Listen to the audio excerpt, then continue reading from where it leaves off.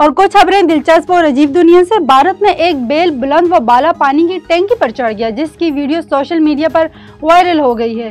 भारतीय रियासत राजस्थान के शहर अजमेर में एक हैरानकुन वाक़या पेश आया, जहां एक बैल 60 फुट ऊंची पानी की टंकी पर चढ़ गया। इस मंजर ने देखने वालों को हैरान कर दिया और मकामी इंतजामिया को बैल को नीचे उतारने के लिए रेस्क्यू ऑपरेशन शुरू करना पड़ा। अबुज़ेबी में सरबनियाज जजीरे पर तकरीबन 14 साल पुरानी एक मसीही स्लेब दरियाफ्त हुई है। खुदाई की मुहिम जनवरी में शुरू हुई है। ये पहली बड़ी खुदाई है, तकरीबन 30 बरस बाद शुरू की गई है। ये प्लास्टर पर बनी हुई स्लेब है।